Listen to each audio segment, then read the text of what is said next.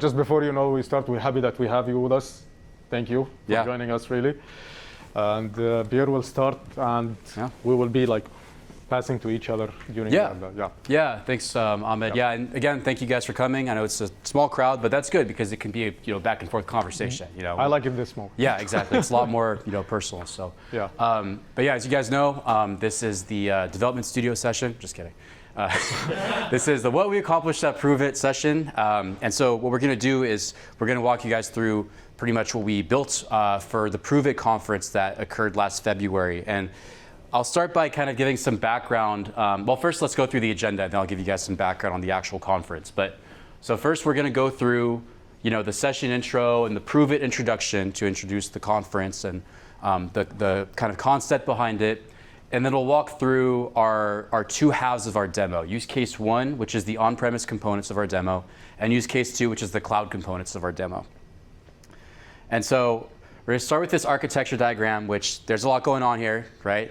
There's a lot of details, so don't worry, I'll give you guys time to analyze it and look at it. But basically, the concept of the conference was there's this company called 4.0 Solutions, and they're some of I'd say they're like a think tank, right, in our industry.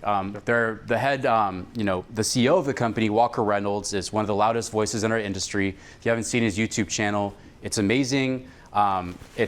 He's one of the biggest influencers in our space, basically, right? Tons of YouTube videos where he discusses the state of the industry 4.0, where we're headed, the new technologies that are emerging.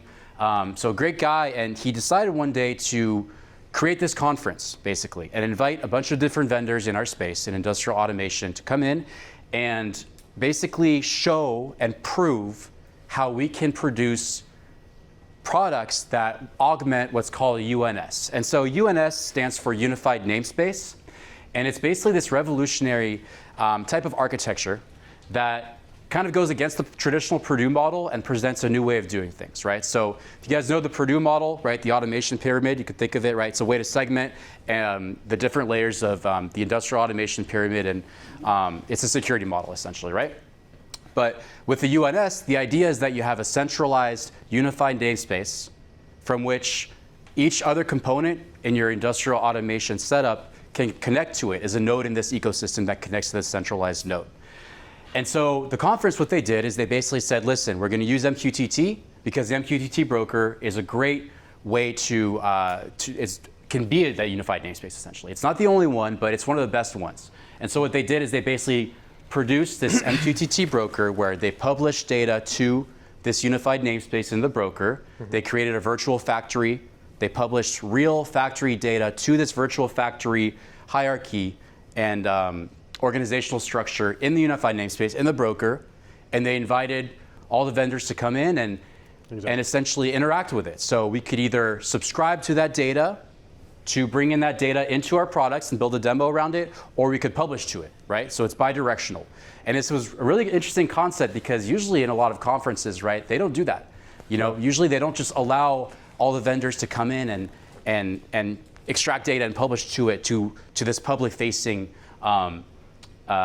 data set, right? And so it's kind of like the analogy I use is it's kind of like if a college class was taking a final and instead of everyone having their own paper, there's one paper with all the questions and everyone can write on it, right? And scratch each other's answers and do whatever. So it can get quite chaotic, but it worked out really well for us. And so anyway, long story short, the conference provided this MQTT broker, the unified namespace, and this is a high-level architecture diagram that showed how we interface with this UNS. So we built this demo around it with our cloud components and our on-prem components, interacted with this centralized MQTT broker via MQTT, and extracted data from it by subscribing to the MQTT broker, and we also published data back to the broker as well. So, Ahmed, here you go. Okay. So I was just, continue what Pierre was saying is the conference was reverse, new thing because it's, as he mentioned, we put all the stuff into a unified namespace, out there for all the vendors to prove exactly what your capability softwares can do. And as AVEVA, we started, to think holistically to see the whole thing. So that's the first thing. The second thing, which is, they are defining, or Walker Reynolds defining the unified namespace as a step for digital transformation. So if your company is like looking for digital transformation and going scalable, he thinks that this is like the stepping stone or the starting point to have how you can like contained or not contained. Let me think of the word. Consistent naming convention and consistent structure. Okay, consistent structure that will make sure that if you want to scale, you will scale, like safely. If you want to play with the security or have a good grip on the security, you will play it safely. So that was like the unified namespace in general was about. And mentioning the digital transformation also, some people broke it into like steps or components, as you can see. So there is connect, that you need to connect to the field, which is all of us known. Collect the data in a like a consistent manner. Okay. Store it, which is historian covered, and all is covered under our operations control license. Analyze it if you want to run some reports, some any analysis, predictive analysis. Visualize it, HMI and SCADA business. Okay. Then the other part, which is like if you want to manage your team for testing, development environment and quality environment, you need to manage this data. You need to have on-cloud data services, something to cover you on the cloud. Advanced analytics, I will leave this part for Pierre, and industrial AI, so or reporting and solving. So those are like the 10 components that been kinda covering the digital transformation. You need to go through each component of those as applicable for your business. And again, with our operations control license, we are covering all. On AVEVA, we have the software stack that's covering all this. And with one license, you can do all this. During ProveIt, I was responsible for the use case 1, which is on-prem. I call it on-floor or the ground troops. And on use case 2, it was Pierre, which was like, you call it what? The Air Force? Air Force. Yeah. Yeah. Might be an Air Force. That's it. We have it, like. Yeah. Okay. So with that being said, I will start the use case 1. Any questions so far? Okay. By any chance, would you happen to share the slide deck or PDF? We have a couple of webinars on LinkedIn. It's done actually by Joan and Nathan, not us. They have the same content? Yeah, and more richer content as well. Okay. I think real quick too, I think we might be assuming that you guys are familiar with MQTT with this presentation. If you aren't, if you want some clarification on how it works, just let us know. But this will be very technical when it comes to MQTT. So yeah, this is about the configuration itself. The other is kind of making sure like understanding the unified namespace, the benefits of using it into your business, HMI and SCADA business. So if you need more technical, this is the one. If you need more, like high level, it will be Joan and Nathan webinar. No, I guess the question is, are we taking pictures of the slides, or are you gonna share it at the end, or is there a way of just? I think we can share this. We can share them. If you reach out to Annie or to whoever the account That manager, works. probably We just do a sales rep. Yeah. Thank you, So Alcanza. we don't have to check in on that. yeah, for sure. Thank you. Yeah. Thank you, Alcanza. Yeah. Okay. So any other questions? Okay. So with that said, we will go through each step or each component for the on-prem. The first component on my side, it was the connect. To connect to the field, okay, for the unified namespace in general, you're either connecting MQTT or OPC UA. And they provided both servers. And thanks to our OI driver, we was able to connect without any issues for MQTT and also the OPC UA. Also, the other part, which has the job jackets or the schedules, was the database. The database was hosted in it was MySQL database. It wasn't like a SQL, it was MySQL database. Okay, and we connected with the database using .NET library through scripting in the system platform. So that's the connecting part. It doesn't, for us in system platform, this is like we are doing this for more than 10 years right now or more. So the connecting, any questions before I'm going to the next? Okay.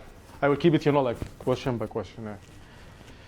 Although we have, the second thing was collecting, and which is the hard, which is after you connect, you have a structure in the unified namespace. You have a model that you need to replicate, or at least have the objects and the templates inside system platform. So how to create this easily or programmatically or in the best manner, okay? That's what collect is about, to replicate whatever in the unified namespace server into your system, whatever it is, system platform, InTouch, or Edge, or whatever. With that being said, we thought about it. We have a couple of mechanisms manually that we can do through CSV file if you're using system platform. But it was like a little bit labor. There was a little bit of labor, involved. So I thought, why we are not coming with a productivity tool that connects directly to the server, either MQTT or OPC UA, and brings the model and create me the templates and the instances, directly, without like manual labor, without anyone intervene with CSV file or so on. And thanks to our R&D team, it was a quick tool, okay? And I will show you the tool here. It's called Productivity Tool. This tool should be on GitHub soon, okay? The source code will be shared to the people on GitHub soon. What it does exactly what I just mentioned, is connecting to the OPC server, okay? Reading and browsing the whole model for you, or for the user. The user have the capability to select bulkily, or select and unselect bulkily or individually, whatever he wants in the galaxy. Then after that, he will generate galaxy. Then after like in 10 minutes, based on how huge is your unified namespace, you will find your galaxy, the templates, the instances is created for you. It works for OPC UA. It works for MQTT as well. So you don't need an external MQTT browser or Explorer, I guess, in that case. Exactly. And you're saving dramatically on the development side, okay? Because we was required to deliver the solution in 10 or 16 weeks. 10 weeks. Short time frame, yeah, less than 3 months. We done it in 10 weeks. Yeah. I think it was like giving us 16 weeks, with planning, so we done it in 10 weeks. So, and this video shows how it works. Okay, so you have here, the user comes and put the URL, okay, put the credentials, and connect and browse, then generate.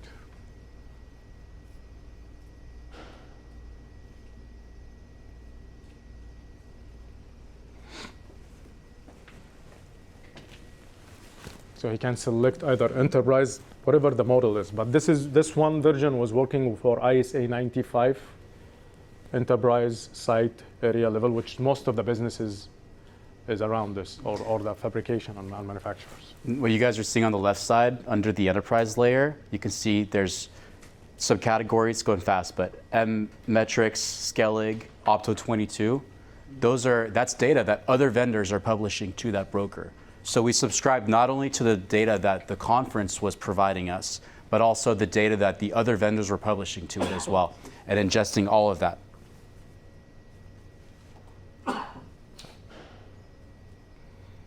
So in this video, after he select all, okay, he just hit generate galaxy, and in 10 minutes, like for ProveIt, it was around 10 minutes, you have templates, at least around one of templates, almost accurate, that you can build your system on top. So when you say build your system, does that actually build the galaxy in the fashion where we have, how we actually have areas and the objects being divided into it? Does that still preserve that template for the model and Yep. deployment? Okay, Yep. cool. Yep. The only thing that I didn't check the latest version going to GitHub. It's either or. Either you go areas or go object, but I will double check. We can select it and then maybe do it. So you are telling the tool either create areas or create objects, but it will give you as well the templates, and it will give you the instances, and it will show the model exactly like this. We didn't do anything for the navigation. This navigation, it just builds up itself. You see in the back here, this OMI? Yep. Okay. I've used it, so I know exactly what you're talking about. So this is perfect, exactly coming from this, directly, automatically. Okay, I didn't put any effort doing this for the navigation. Yeah. Okay. I think the second one. No, I'm going the other one. Okay. This video is showing the MQTT, the similar. So I don't want want to show. I will quickly go through it. Same thing. Connect to MQTT, AVEVA user or credential. Okay. Browsing, then selecting, connect and generate Galaxy. Same manner, because we have two sites, Dallas and AVEVA. AVEVA was OPC UA, and Dallas was sourced from MQTT, or the data ingested from MQTT. Okay. For the publishing part, this is done by the tool as well during ProveIt. Yet we have upcoming good features in the OI driver to make your publishing way is much easier for the user. Have anyone here tried the MQTT publisher and the OI driver? How many users system platform? I know system platform. Not system. InTouch more? I'm here for Pi. We use all the OSI Pi. Okay. Yeah, that's why I'm here today. But I'm just would like to learn about this. Okay. There is a great, by the way, issue, coverage between system platform and Pi when it comes to the UNS. Yeah, you'll find the use cases that is required for that. Yeah, as interface configuration is good information to have. But Yeah. I'm mainly using only Pi itself. Okay, but the only, just to touch base about this here, the publishing, in 2026 in the OI driver, we will give you the capability to multi-select or bulk select all the attributes, more flexibility in the OI driver. Okay, that you can select to the level of attributes which one I want to publish and which one be retentive or not. It's done for ProveIt during the productivity tool, but they found it's very valuable to be in the product itself. So moving forward, I think with this we finished the collect. The concept that the tool is working is finding whatever with value and creating it as attributes, collecting all the attributes under one template, under the level that you have as a template, converting if there is a special delimiters, but we are getting those of this limitation from system platform in 2026 as well. Most of the delimiters or the limitations in system platform 2026 will be great update for or release. Okay, the last thing, we use the alias or the friendly name. So as you can see here, it's a completely match between whatever the name exactly as in the Unified Namespace and in system platform. So you will be exactly matching. So with the spaces, using the contained name, make you the flexibility to make, or the alias name, the friendly name, it accepts spaces and you can match exactly the names. So it will be much easier for maintainability and testing and a lot of stuff. So, because on the right-hand side, this is MQTT Explorer. On the left-hand side, this is the model from system platform. I'm doing it right, and yeah, right-hand side. Yeah. Yep. Right-hand side, left, yeah. My wife always picking on me on this. But anyway, on the right-hand side is the MQTT Explorer. On the left-hand side is the system platform. So the name is completely matching because of the use of the alias name. And it will be much easier for the development between teams. Okay, are we in time? Okay, I will kind of quickly. And here is, from the template, we have the dashboard template, and we have from the tool, coming out, 2 instances. So that's the template called dashboard. 2 instances, and the alias name is the same. So this is like the benefit that we got from the alias name. For the store, we went with the latest. How many using Historian? I'm just asking. Historian? Have you used the web client? Mm-hmm. Okay. Have you tried to like make it from links from within OMI? Mm-hmm. Okay, so that's not new for you. Yeah. So basically, what we did for the people who didn't do it, like from within the OMI app, we are creating the links and send it to the Historian web client. And with the web app from within OMI, you can show the trends exactly for which contextualized with the tag that you are navigating to. And I will show you in a second here.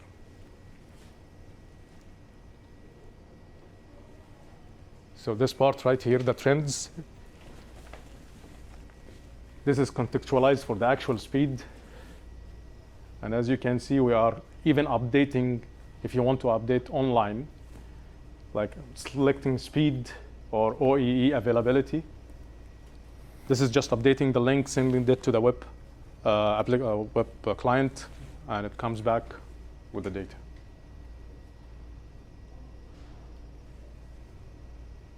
So that's another thing.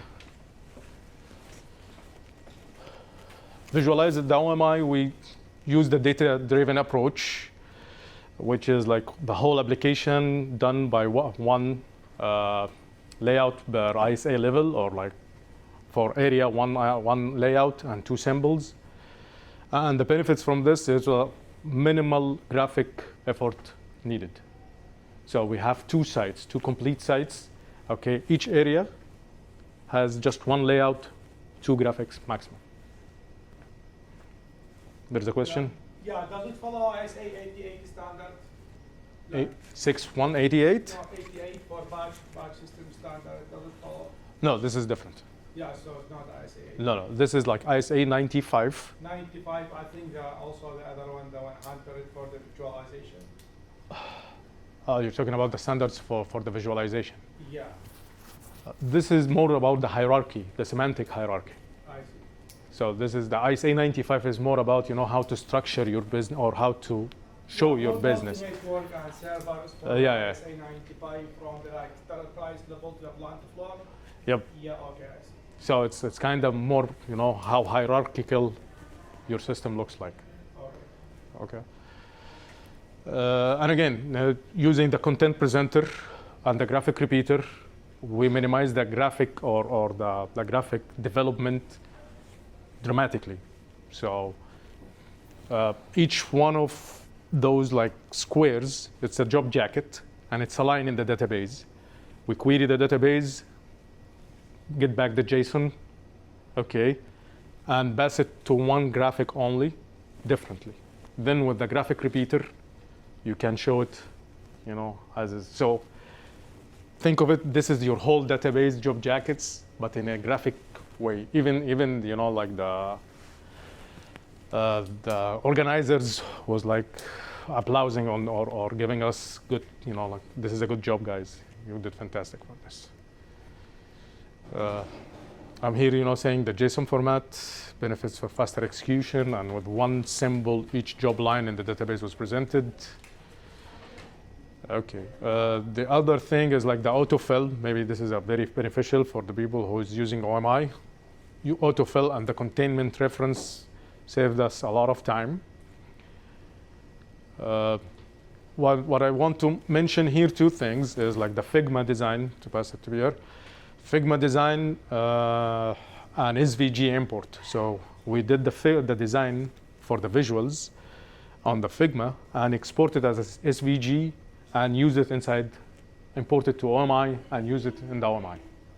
That was something, like really make it look good as our OMI application. Quick question, is that already there or is it in 26 version? SVG import? Yeah. It's already there. It's in 2020 R2, 2023 R2, sorry. I haven't used it myself. Yeah. Yeah, give it a try. And also, have you used Symbol Wizard? Yes, I think so. Okay. So Wizard might be used. I just don't know about, because Yeah. I mean, if we are importing, I think that means you can draw it outside and bring it in, right? Exactly, as So a SVG. That gives us more ability to do more stuff. So. Yeah. Oh, you was telling me your pie? Okay. Oh, pie. Okay. And now for the analyze for the reports. During the development, we took the server down twice, thanks to the report MQTT driver. Okay, we was like, our driver was like super strong for them. That's all. With that, any questions before I pass it to Pierre? Use case 2, and now with use case 2 with Pierre. Thank you. Yep, so Ahmed walked you guys through use case 1, which is the on-prem component. So I'll walk you guys through use case 2, which is the second half of the demo that we built. This is all of the cloud components, right, which collectively we called use case 2.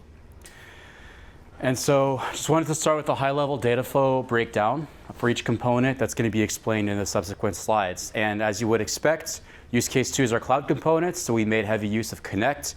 In fact, all of the components that you're going to see are Connect services, right? So if you're not familiar with Connect, Connect is AVEVA's industrial intelligence platform. So it's a collection of various cloud services that you can use. There are many different services that are available in Connect, and we only use a subset of them. But I'll walk you guys through which ones we used.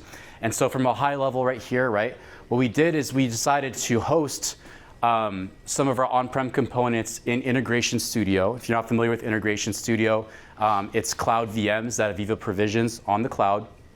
And what we did is we used an MQTT adapter to stream the data from the UNS, Unified Namespace, to connect data services, at which point we were able to leverage advanced analytics to analyze that data, send it back to system platform, and publish back to the broker via Ahmed's productivity tool.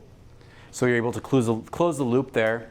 And then concurrently, we were able to make use of the various visualization services, such as the self-service dashboards, the predefined applications, the AI assistant, that's going to be really exciting when we get to it, and teamwork as well. So this is a high-level breakdown of use case 2, the cloud architecture of our demo.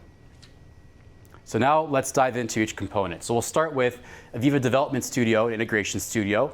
Again, Integration Studio, it's a service that AVEVA provides in the cloud that you can use to basically provision cloud VMs to use for testing and validation purposes. And so what I mean by that is you simply log in to Connect, access the Integration Studio environment, which you can see here. And what you could do is you can spin up some VMs that come pre-installed and pre-configured with AVEVA software. So say you need to test System Platform 2023 R2. Well, what you can do is you can just spin up a template in Integration Studio, and it will give you, via the configurator for the VM, it will give you the option to spin up the various different system platform nodes. So you can choose to spin up a GR node, Historian node, a visualization node, so on and so forth, right? It will basically hold your hand throughout this process so that you can build out a comprehensive system platform set of VMs in the cloud. And so you can see here that we leverage that to build out a set of VMs in system platform. We built out a Historian VM, a GR node VM, and an AOS 01 VM there. And so this is the method that we chose to basically host our on-prem software in the cloud, because we decided that using Integration Studio made it portable, because at that point we're talking about cloud access. So really anywhere in the world, because we hosted all of our on-prem software in the cloud, we're able to log in and show ProveIt. So that's how we were able to spin up ProveIt in one of the rooms over here as well. This demo became portable. And it was used in a conference in Spain. It was used at a conference in Germany. It was used at AVEVA World. Because it was all hosted in Integration Studio on these VMs, it made the demo very portable.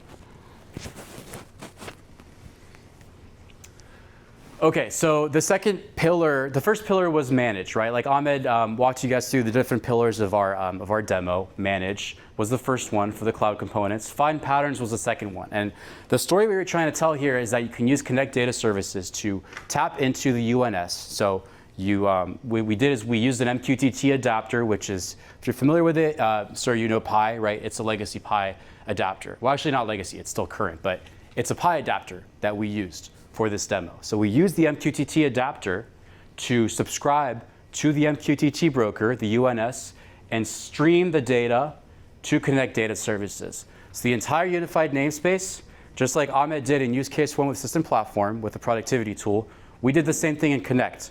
So we basically took this entire structure, including the conference provided Sparkplug data, and we streamed it to Connect Data Services. And so this captured not just the conference data, but our own data that we published back to it via the productivity tool, and also data that other vendors were publishing to that unified namespace.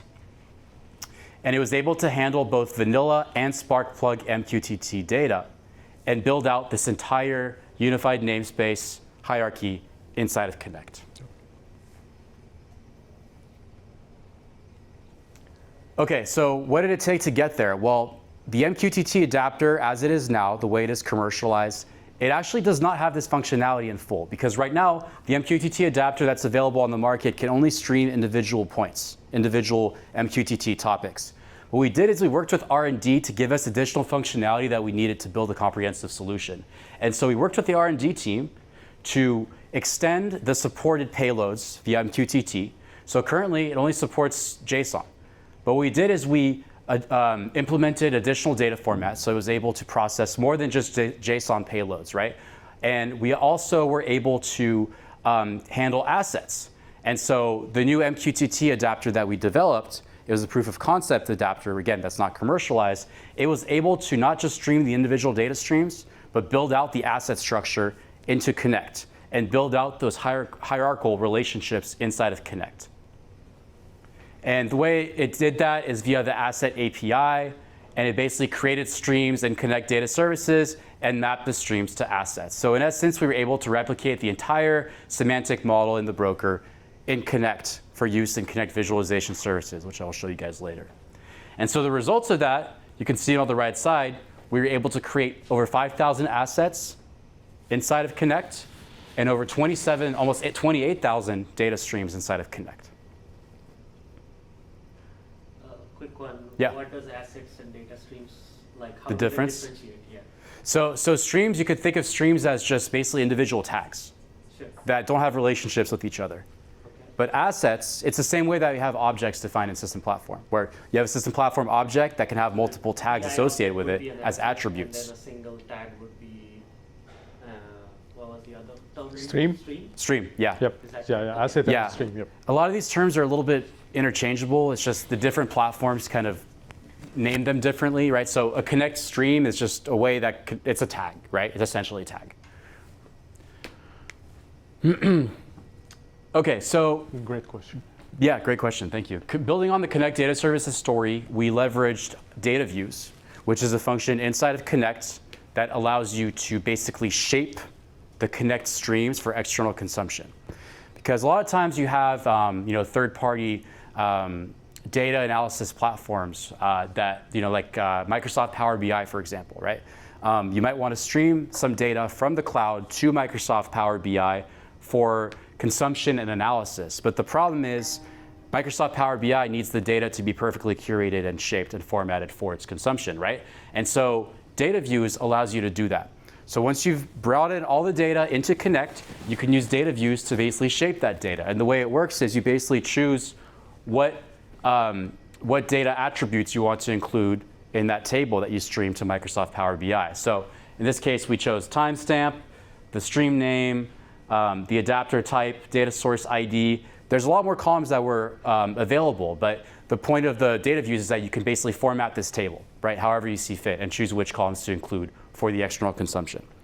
And so that was part of our story here, is that we demonstrated the ability to, once we've aggregated the data into Connect Data Services, which CDS stands for Connect Data Services, if you didn't pick up on that, we were then able to democratize the data for third-party AI and machine learning applications or analytics platforms or whatever you can think of, so that they can basically take that data that's nicely formatted for them to make use of it. What we did also is we showcased the API console GUI in Connect Data Services. And if you're not familiar with that, It's basically a interface inside of Connect Data Services that you can use to build out API calls. So if you're familiar with APIs, the way they work is it's basically a way for one system to programmatically talk to another system, right? So there's 4 general types of calls: put, post, delete, replace. So it's basically just a way of saying you can write to a system, or you can read from a system, you can delete from a system, or you can replace, right? Just different ways that you can interact from one programmatic system to another.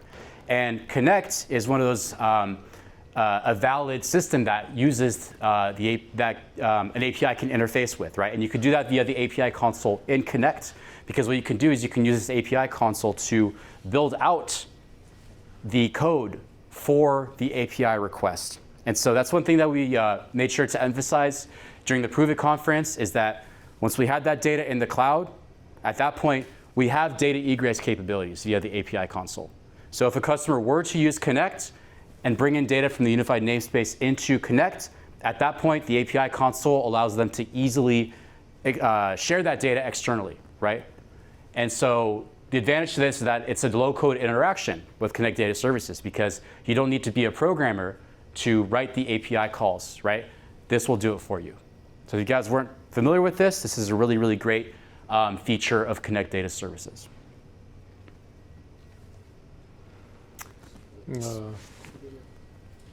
Yeah, let me pause here. Go ahead. Any bandwidth limitation? Any like speed limitation, something like this for the REST API? Yes, I just don't know what they are off the top of my head. Okay. I mean, Okay. Postman itself would have that limitation. So like Surround. you guys embedding something on your software will mean you'll have even less. Yeah. That's it? Yeah. There's going to be bandwidth limitations to be aware of, both at the data egress source, so on the Connect side, but also, right, On the Postman. other side of it to where you Exactly. pick it up from. Is it 10 megas? I'm not inside Connect. Somewhere else, I found 5 mega. I honestly don't It depends know. on what you are trying to actually grab also, right? Like you are not trying to make a Google Maps API call, which will need so much of data to be brought in. I'm assuming on your other broker side, you are not going for like a full historical data at the same time. You are going for a query that is much smaller. So Usually yes, right? Because normally you're querying just a few tags, right? Yeah. So that's not very demanding. But there's also ways to query in bulk your entire Connect Data Services data set. And so at that point, for us, we were talking about 28,000 streams. So yeah, at a certain point, the order of magnitude it's going to matter when taking into account the bandwidth limitations. I just don't know what they are off the top of my head, but I can find out if you're curious. Any more questions about what we talked so far? Okay. So moving on to the Predict pillar, which is advanced analytics, which Alconsa, if you guys didn't catch her presentations earlier, she presented on this a few times. But advanced analytics is our AI and machine learning platform that is available in the cloud. And what it can do is it can basically evaluate and analyze the data you share to Connect Data Services. And so we use that to our advantage because we used it to further evaluate the UNS data that was being shared to the cloud. And what we did is we decided to select a Predict Uptime model in advanced analytics to basically analyze the uptime and downtime states of one of the presses in the virtual factory inside of the Unified Namespace. So in the Unified Namespace, there was data pertaining to several different presses that the conference was publishing to the MQTT broker. And we decided to analyze one of those presses and the uptime and downtime data pertaining to that press. And just as an FYI, this is not on this slide, but there's many different types of models that are available in advanced analytics. It's just one of them, right? This is a Predict Uptime model. And so it's a machine learning algorithm that is really easy to configure in advanced analytics. And that's the advantage of advanced analytics, is you don't have to be a data scientist or have advanced knowledge to be able to use these models. The way advanced analytics is set up is it uses these easy to configure wizards that you see here to basically choose the parameters of the model and tell it how to analyze, basically. It walks you through that process. So step one, for example, you're telling the model what data should the model consider. Step two, when should data be collected? So what's the training data set for the model? Validating the model's configuration, when to start training the model, and then the results, right? So these are easy to configure wizards that walk you through and allow you to be a data scientist, right? So it walks you through the configuration of this model. And so what we were able to do is use this to our advantage. And so this is where it gets really technical, kind of what we did, but we basically, because the MQTT broker, the way it was set up, right, it's not a data repository. So it's not storing any data. It's just streaming data through it and redirecting it. And so we actually could not collect 30 days of training data from the model. It was only real time, not historical. So what we did is we devised it. And we played by the rules of the conference. The conference organizers allowed us to do this, but we basically came up with 30 days of training data for the press. And we created a what is the word I'm looking Dashboard? for? It's no. Anomaly It's, score? sorry? Anomaly scores? No, I'm trying to find a word and I can't think of it. prediction model? So you have the actual whatever P pointer or G pointer things? No, it's Because it finds the accuracy, right? So it's the prediction. Training model? no, it's okay. I'm thinking of something different, but we basically created 30 days of data that we stored in an Excel file, and then we uploaded it to advanced analytics, and that taught the model the 30 days of normal operating conditions for the press. Because what we did is, right, so you can see that some of the data points that we basically devised, roll count, roll size, inflow rate PV, inflow rate set point, things of that nature, to teach it, these are the normal operating conditions for the press. And so once the model analyzed the 30 days of data that we fed it right here, it was able to determine the normal operating conditions. And after those 30 days of training data was fed to the model, we then ran the model to analyze real-time data that we fed to it from the MQTT broker. And then basically what that allowed us to do is tell the model to start analyzing the real-time data to tell us when the model is predicting when the press is up or down. So based on these historical normal operating conditions and the real-time data that we started feeding the model after that, the model was able to give us an anomaly score and a probability of press failure score. So it was analyzing the real-time data from the MQTT broker and giving us a result from 0 to 100% based on the probability of press failure. So you can see this is what we produced here, the probability of press failure with the various spikes based on the real-time data. Because the model was looking at the real-time data, comparing it with the 30 days of training data to tell us how far is it deviating from what is normal, right? Yep. And so that's, go ahead, sorry. Worth to mention that this pillar, was the most, attractive or has the most traffic. Yeah, because people really liked it. People really liked it, and it's very usable in the industry. So. Yep. It's machine learning, right? So it's leveraging cutting edge technologies here. Yep. And your own data to actually predict. So Exactly. tailored for the customer. I just wanted to mention this. Yeah, no, that's So a go good ahead. that's a good comment. Thank Yeah. you. Do we have an ability, actually, if you go back to the widgets that we could train our model ourselves, right? Like the UI that you had, one more behind this. Do we have the ability of telling it how long you can run it for? So I know most of our actual ML models would require, like, you want to keep it going for how long as well. So is that something as an option there? Or? It is. I can't remember which of these wizards it's in, but one of these wizards allows you to choose how long you run the model for. I think it's probably going to be this. The start one. When should the trained model run? It's this one right there. And so again, Advanced Analytics is a service that's available on Connect, right? And it's included in our licenses. It's included in our licenses in the operations control Operations package. control, yeah. So you don't need to purchase a new license or something. Yeah, exactly.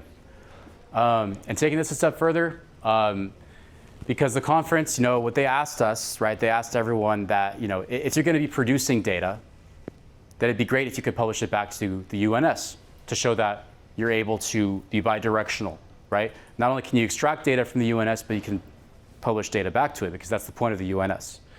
And so what we wanted to do is we wanted to take this a step further and take the model results from Advanced Analytics and actually publish it back to the UNS, and that's what we did. And it was a little bit clumsy, we'll admit, but basically what we did is, because the advanced analytics platform in Connect writes the score back to Connect data services, the score from 0 to 100, at that point, we found a way to extract that score from Connect data services via the REST API. What we used was the web services communication driver, which is one of the standard communication drivers for system platform. And basically, we used the REST API to extract that failure score to system platform, at which point Ahmed's productivity tool allowed us to publish it back to the UNS. So you can kind of trace that data flow right here with this diagram. But that's how we were able to abide by the rules of the conferences and close the loop on the data flow, because the failure score that we produced, we followed the rules and published it all the way back to the Unified Namespace. Yeah. And along with the MES data, that was produced in system platform as well. Yeah. Both was being appreciated as well. MES and this advanced analytics, it's to give like some training data. Exactly. Yeah. Some training data, how it looks. Yep. Basically, anything that we generated ourselves, we published back to the broker. Exactly. Yeah. And taking it a step further as well, we also configured email alerts for the probability of failure score. So you can do this inside of advanced analytics if you weren't aware of this, but you can basically set an alert, right? So if the score is above a specific threshold, receive an alert via email. And so we demonstrated that as well, which can be really useful for customers, because you don't always have the ability to log into advanced analytics to verify. So it's nice to be able to get an alert via email, right? That way you don't have to be inside of the platform to view it. Okay, so we're coming up on the last 10 minutes or so, so we're almost done here. Just a couple more points. For report, which is the second to last pillar of our use case 2 demo, it was Connect visualization services. And so what we did is we used an R&D utility that is not currently commercialized. So whatever you're going to see here, unfortunately, it is not available in the broader market. We're still working on it, right? But basically, it's a way to publish OMI applications to the cloud to view inside of Connect visualization services.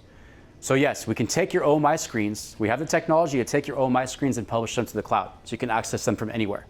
And of course, this is for read-only purposes. We don't want to write back from the cloud. But basically, the way this works is you can publish the OMI screens to the cloud and remap the system platform tag references to Connect stream references. So that way, in the cloud, these OMI screens will behave like the on-prem OMI screens and actually show the real-time data, because they're pointing to the Connect data services streams instead of the on-prem system platform streams. So to run it, it did require running some commands in the command prompt utility. So you have to log into Connect, enter in your user credentials, select your target Connect namespace, etc. And so again, this is an experimental utility that we have internally only, not commercialized. But we do eventually plan on commercializing it. The timeline on that is TBD. But what it does is it basically produces these experiences inside of Connect visualization services. So these are different from your standard visualizations because these are basically entire OMI applications that we publish to the cloud. So the OMI application that Ahmed's team developed, we took that, published it to the cloud, remapped the system platform references to Connect stream references, and that basically allowed us to launch these applications in the cloud here. Yeah, so from anywhere, any user that you have Connect access, he can has read-only access to the application on the floor or on the site. And actually, it brings more benefits, and or the customers and ProveIt mentioned more benefits than we already was thinking about. That's right, Pierre? Exactly. Everybody was like, really? This is really great. We need something like this for our operators to be anywhere from Connect, even if it's read-only, even if it's not actionable. Okay, but it's just read-only. Okay, but gives you the status right now, how is the site is doing, or how is the floor is doing, what is happening there, what is the OEE, how is the MES. So you don't need, to do a lot of maintainability or adding servers or something. No, as long as you have the user in the Connect, you will have access to the application. Read only, not action. Read only, exactly. Yep. And this is as secured as a cloud can get, right? Because you're still going through the cloud piece on this, if I'm not wrong. What do you mean? Sorry. So this would still be a cloud service, right? That you are uploading the OMI app on the cloud and you just connect it through a URL, I'm assuming, from your laptop? Yeah. So basically, yeah, exactly. So when you go to Connect Visualization Services, and you click on one of these applications, it launches in a new tab the application. So it's in the URL to it. Yeah. So you connect directly to Connect. Yep. And from Connect, okay, if your supervisor have, give you access to the application, you will click on the operator or which application you want to see, and it's online from Connect, everywhere. Yep. And then we're running out of time, so I'm going to speed through the rest of this. But we also created the standard visualizations and Connect Visualization Services. So you can see, right, there's what we call experiences and also visualizations. The experiences were the OMI applications published to the cloud. Excuse me. The visualizations are your standard out-of-the-box dashboards, right? So all of this that you see here is commercialized and is available for use today in Connect Visualization Services. So we created a mix of both to show the full breadth of capabilities inside of Connect Visualization Services. We also used MES to generate MES data and stream to the cloud to make use of the asset efficiency widgets. So these are the widgets that track the OEE KPIs like availability, quality, et cetera. So we were able to create these dashboards and use the content to visualize things like the utilization time and the production summaries of good and bad production. And then, this one, yeah, last but not least, this is a video, I think. Oh no, the next one's a video. But we showed how we created visualizations, so your self-service dashboards and experiences, so the OMI applications published to the cloud. But not only that, you're able to create hybrid, so you can mix the two together, right? And so this is what this video is showing. I'm going to skip ahead a little bit, but basically, the OMI applications that you see here, this is the OMI application that's published to the cloud. We embedded some of the visualizations from Connect Visualization Services onto the OMI screens. So this might sound complicated, but basically we're trying to say that you're able to create hybrid dashboards, right? A mix of OMI application screens and the Connect Visualization Services visualizations. Okay, so I'm not going to spend too much time on teamwork, but what we did is we also had a teamwork component where we showcased the issues functionality. So we were able to tell a story around Press 703 that we're able to create an OMI screen that shows a dashboard of the press OEE KPIs, as well as the line chart for the probability of press failure that's generated by advanced analytics. And we looped in teamwork into this story. So basically we explained that teamwork could be a slide and pane on that screen to allow plant manager to look at the dashboard regularly. Every day he comes into the office, he looks at the dashboard for Press 703 to analyze his OEE KPIs to see how he's doing. And then he might notice that the probability of press failure is high. And so what he's going to do is he can alert the operator via the teamwork issue, via the teamwork slide and pane, to prompt the operator to go investigate why the press might be failing, right? So the probability of press failure, basically entices the operator to solve the potential press failure issue ahead of time. So it can allow a plant manager to be proactive and not reactive. I think we have a little demo here. Yeah. See if it plays the video. Yeah, so this is, again, the Press 703 dashboard with the probability of press failure from advanced analytics, so tying everything together, the OEE KPIs, and here's the teamwork slide and pane to show that, this is a plant manager that's seeing that the probability of press failure is rising, it's spiking, so he's going to use teamwork to tell his operator to, investigate and complete the maintenance form, to check why is it likely to fail. Is it that the bearings are getting worn out? Is something in the machine breaking? We don't know, but because advanced analytics is telling us that the probability of press failure is high, it's probably time to investigate, to be proactive about it. Let's not wait until it breaks. Let's get ahead of it. So in essence, that's in the spirit of predictive maintenance, right? So this is the failure investigation form. Yeah, so it's just a form for the operator to fill out to investigate, the operational checks for the press. Is the material feeding into the printer properly? What are the current tension settings, et cetera, right? Let's find out what's going on. Why is the advanced analytics model telling us that the press is likely to fail? Exactly.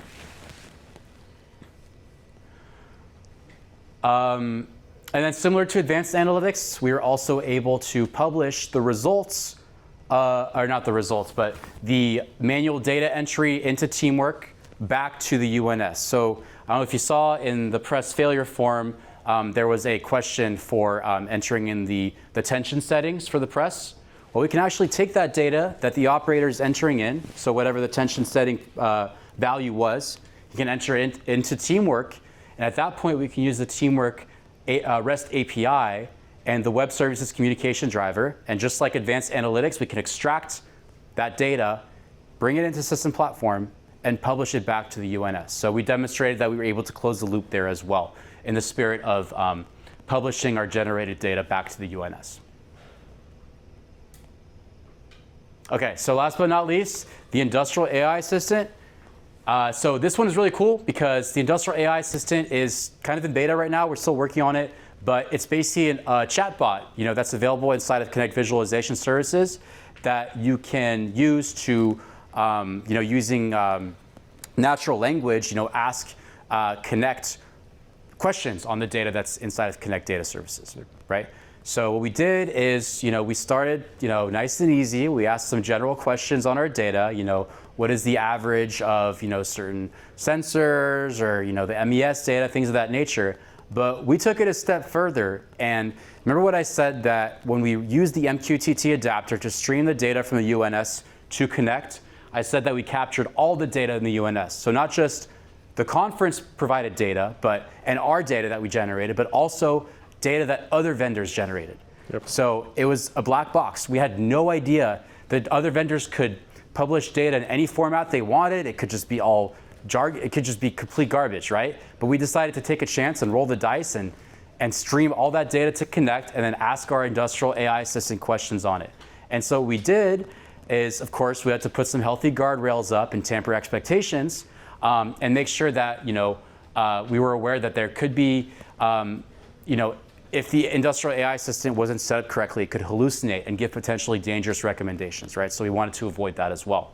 But what we did is we were able to take data that another vendor, Opto22, was publishing to the UNS, and so we streamed it to Connect Data Services, created a dashboard of that data, and Opto22 was publishing utilities data, so electrical panel data.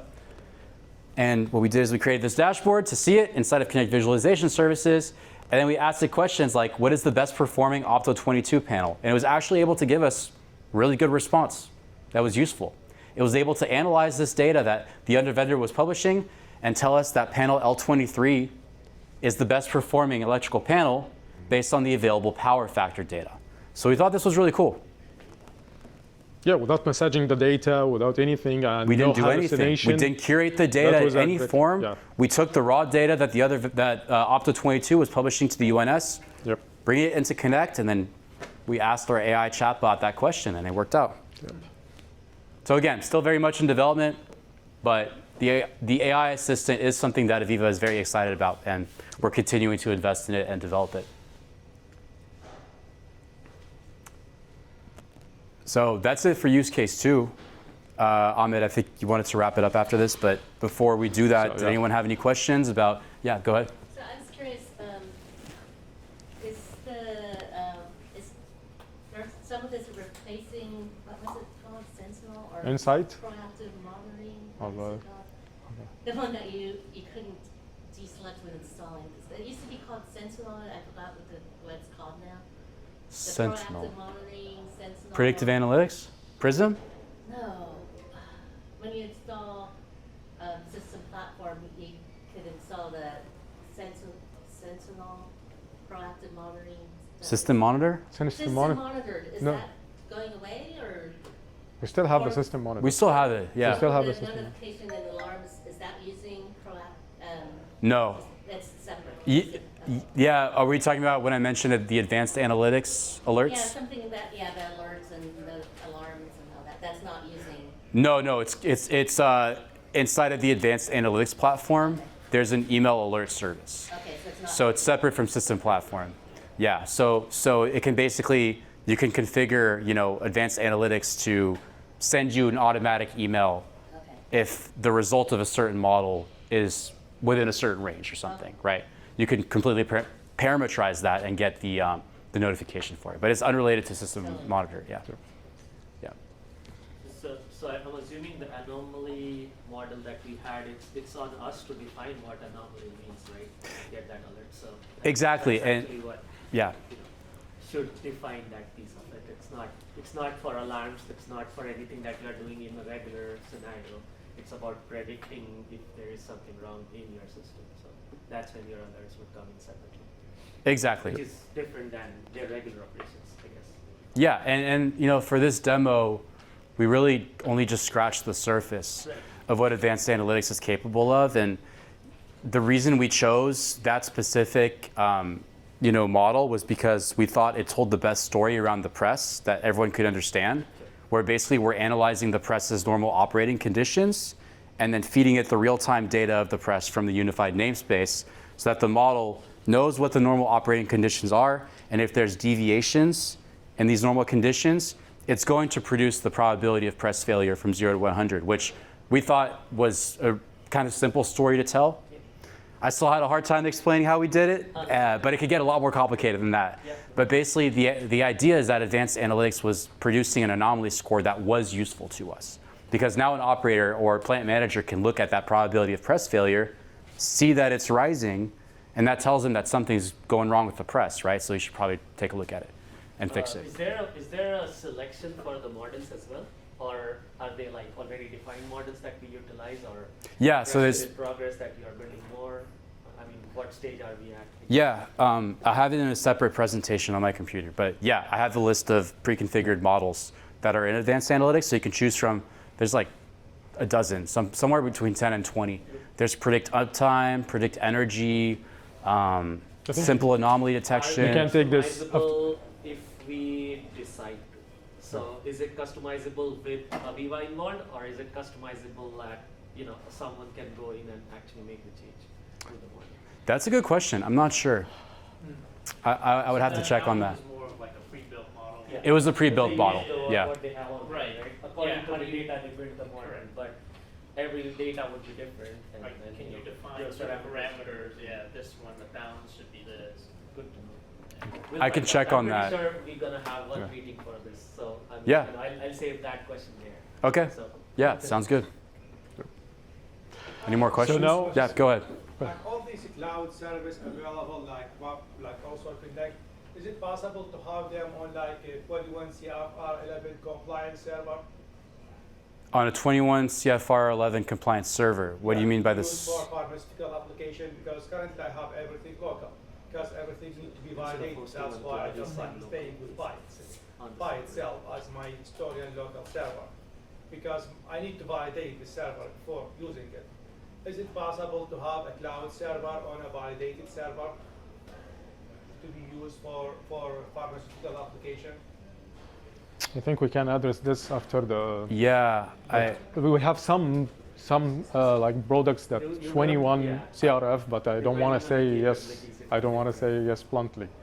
yeah. I think we might have to take this offline because I think I'm misunderstanding the question. So I I'll. have Connect access, but I never used it because I don't know how to validate Connect, to be honest. Yeah. And then when it comes to pharma, your regresses, it's like more Yeah. strict. Yeah, totally the understood. use case will actually define Maybe if you can actually take- use take- without Yeah, I'll talk to you after the Yeah. presentation. The bandwidth on the cloud is very different than a local server bandwidth. Exactly. Right? So, Yeah, if you have a use case that is small enough, you might be able to do it locally. But this gives you a lot more scalability. So, Yeah, there's so how to supplies keep for it, everything big secure, systems. like within Yeah. I have a similar the question. GNP5 QV validation requirement. That's Yeah, Totally Well, understand. Yeah. It's fine, I agree. But The change still- control and everything. Yeah. Yeah, Totally understood. Maybe we need to check it, offline, and we will see. Well, where are we for the 21 CFR? CFR, part 11, yep. Okay, because we are time, and right now we are familiar with the pillars already: connect, collect, store, analyze, visualize, manage, find pattern, predict, report, and solve. How do you think our license, covering it? Are we proved it, nailed it? What do you think? Okay. I think pretty good start for sure. I would say, I guess we get more excited about it after we use it, to be very frank. So once we have some hands-on, it will be a really good one to give you guys a feedback as well. Okay. So especially for system integration side of it, I'm pretty sure it has a lot of value, because I have had customers reaching out, asking about something similar, because they are used to doing, and I mean, I'm just talking about, I guess, old stuff, but they are used to doing compliance reports, they are used to doing how we can improve our processes, looking at a pen and paper, right? They go back to it, they say, hey, during this time our reports came out really nice, and we were able to do this again and again. After the maintenance, it gets better. If it still goes down within 6 months or a year, they know what that flow looks like. But having a model that can tell them and give them alerts and be proactive about it is a very good way of getting ahead of it. So, even if it's not just an alarm, it's still, giving you an idea that your system is performing as you want it to, or better than, or like less than that, right? So that puts us in a very good spot where we are helping out our customers in a different level than what we are used to just building screens or programming for them. Fantastic. So I think the maintenance side of it that you guys touched on, predictive maintenance, the predictive model is going to be a big plus, as well as hosting it on cloud and internal. So that one question is going to come up way more often, at least in the water wastewater industry. Yeah. Because, they might not be as comfortable hosting things on the cloud right away. So that piece, we'll talk more. Yeah, for sure. 100%. I'm glad to hear, and this is actually the goal is like to empower the digital transformation. That's why I'm asking this question, if you have a use case. And at least for ProveIt, we heard the same or similar, that we proved it there. Okay, we proved it there that or not the license that we have is covering most of the digital transformation, or empowering the digital transformation with AVEVA software stack. We already got many questions, and I want just to share how you see how Pierre is super happy there. My eyes are closed. That was by the end of there. So thank you so much for listening. And we hope to come again next Industrial Summit. Thank you so much.